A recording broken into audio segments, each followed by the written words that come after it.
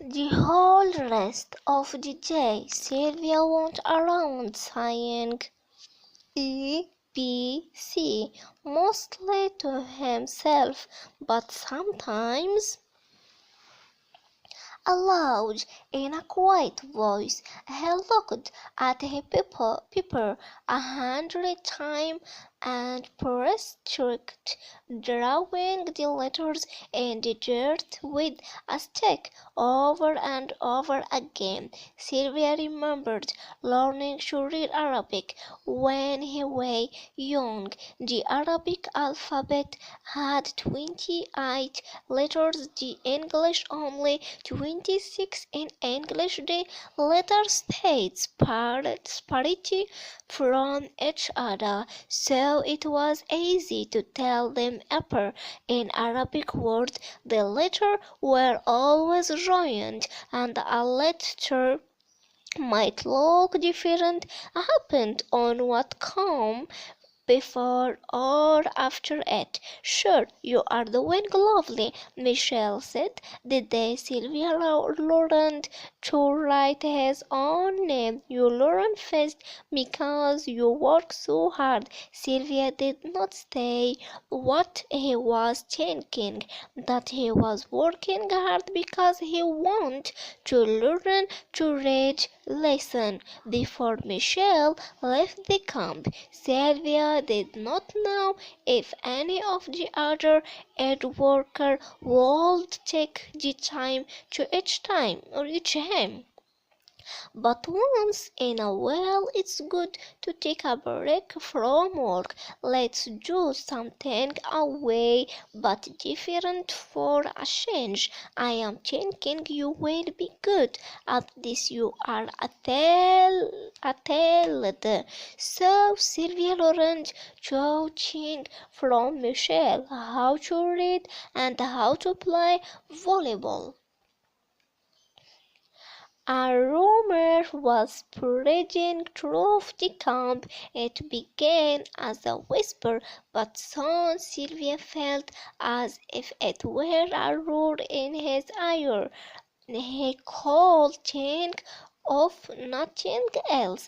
America, the United States. The rumor was about their 1,000 boys and young men from the refugee camps would be chosen to go live in America. Sylvia could not believe it. How could it be true? How would it get true?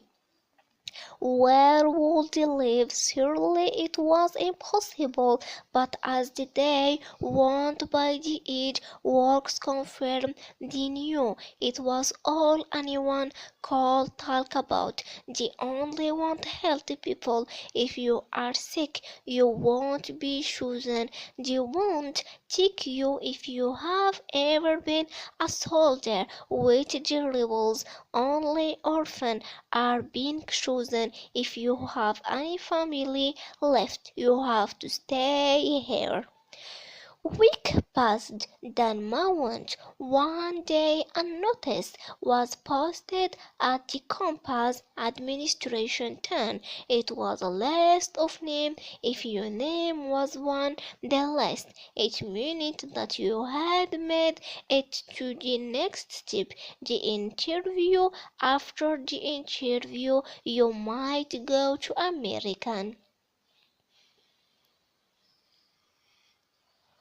Sylvia's name was not on the list, nor was it on the next list, or the one after that. Many of the boys being chosen were younger than Sylvia. Perhaps America doesn't want anyone to hold the truth each time a list was posted. Sylvia heard what bound as he heard the name. He tried not to lose hope at the same time. He tried not to hope too much. Sometimes he felt he was being drawn into by the hoping and the not hoping. One windy afternoon, Michelle rushed over to Sylvia's tent. Sylvia, come quickly. Your name is one day less today. Sylvia leaped to his bed and was running even before his friend had finished speaking. When he drew near the administration chain, he slowed down and tried to catch his breath. He might be wrong. It might be another person named Sylvia. I won't look to stone. From far away I might see a name that look like mine, and I need to be sure. Sylvia shouldered his weight off the crowd until he was standing in front of the list. He raised his head slowly and began reading through the name. There it was, Sylvia Dutt. Richest New York. Sylvia was going to New York. He was going to American. The lost boy, that was what they were being called in American. The boy who had lost their home and family because of the war and had wandered lost for a week or month at a time before reaching the refugee camps. The end worker explained this to Sylvia and the other boy he would be traveling with. The woman spoke mostly English. Sometimes she said a word or two in Arabic, but she did not speak that language well. She tried her best to speak slowly, but she had many things to tell them, and Sylvia worried that he might misunderstand something important. They rode in a truck from the Afro Refugee Camp to Upper Center in Nairobi, the capital city of Kenya.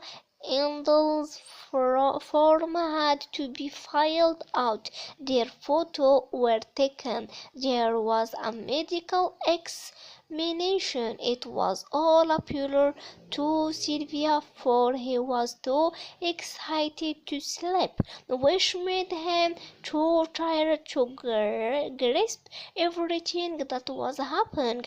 But there was one clear moment when he was given new clothes in the camp. He had worn an old pair of shorts and an even older t-shirt. He had taken as good care of them as he could, but there were holes in the shirt, and the waistband of the shirt was stretched out and read bar. The camp works handed out clothing whenever Danton came in, but there were never enough clothes for those who needed them. Now Sylvia's arms were piled high with new clothes and raw sock sneakers, a pair of long pants, a t-shirt, and a long Sylvia shirt to wear on top of it, and he was to wear all these clothes at the same time. It winter in American, the end work said. Winter, Sylvia replied. Yes, very cold. You will be given more clothes in New York. More clothes. Sylvia shook his head. How can I possibly wear any more clothes? Sylvia could hardly believe his eyes when he boarded the plane in Nervo. Every person had a seat, and they all had luggage too, with all those people. 100 of heavy paddle chairs and all those bags. How would the plane ever get